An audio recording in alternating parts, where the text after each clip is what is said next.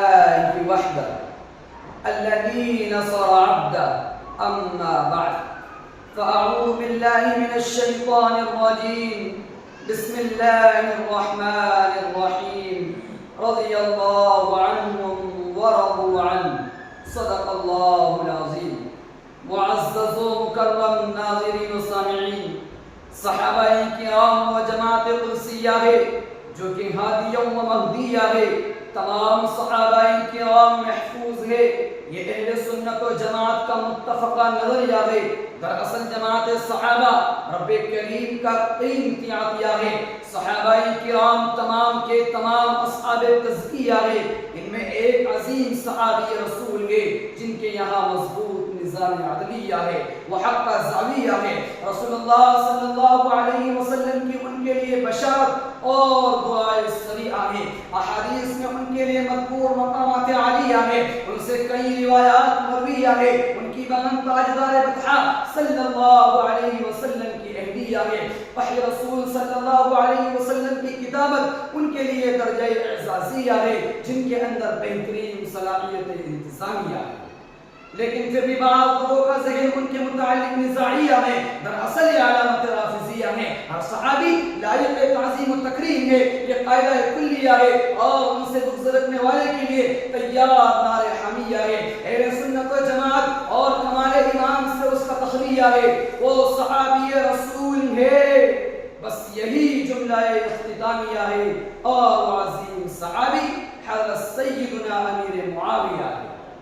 سامعین بدم کی، حضرت سیدنا امیر معاویہ عظیم الشان صحابی رسول ہے، حضور صلی اللہ علیہ وسلم کے برادر نسبتی ہیں، اللہ کی جانب سے نازل شدہ وحی کے کاتب ہیں، آپ ساتھی کے پیکر تھے۔ عشق رسول آپ کے قلب میں موجزن تھا، خدا کا خوف آپ کے اندر کوٹ کوٹ کر بھرا ہوا تھا۔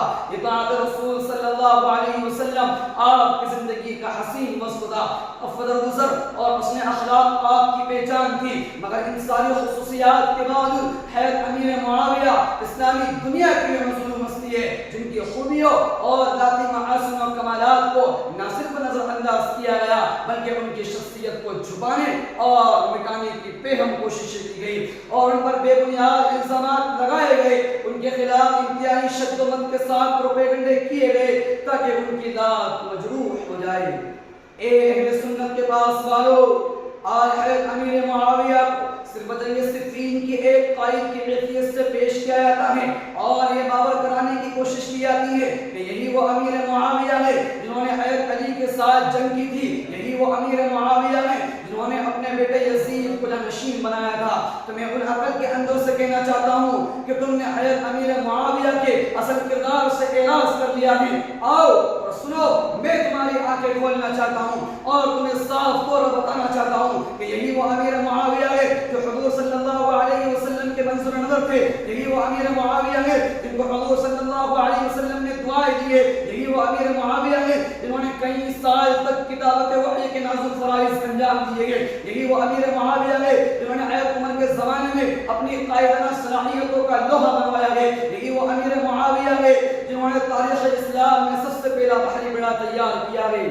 صحابہ کے جانثاروں، حضرت امیر معاویہ تو وہ ہے جن کو حضور صلی اللہ علیہ وسلم نے دعا دی، اللہم اجعلہ ہادیا مہدیا واہد بہ، جن کے بارے میں رسول معظم صلی اللہ علیہ وسلم نے حساب و کتاب کی دعا فرمائی، اللہم علم معاویہ الحساب والکتاب وقہ العذاب۔ اے حضرت امیر معاویہ کے دشمنوں، آؤ میں تمہیں اولیاء و تابعین کی بارگاہ میں لے چلتا ہوں۔ چنانچہ حضرت عبداللہ بن مبارک جیسے جلیل القدر محدث سے جب سوال کیا گیا کہ حضرت امیر معاویہ اور عمر بن عبدالعزیز میں کون افضل ہے، تو آپ نے جواب دیا، ارے تم معاویہ کی ذات کے بارے میں پوچھتے ہو، خدا کی قسم وہ مٹی جو نبی صلی اللہ علیہ وسلم کے ساتھ جہاد کے وقت امیر معاویہ کی ناک میں گئی وہ عمر بن عبدالعزیز سے افضل ہے۔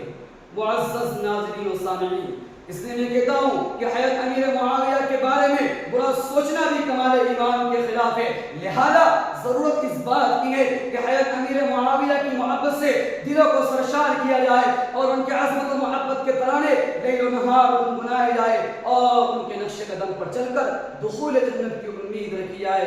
وآخر دعوانا ان الحمد للہ رب العالمین۔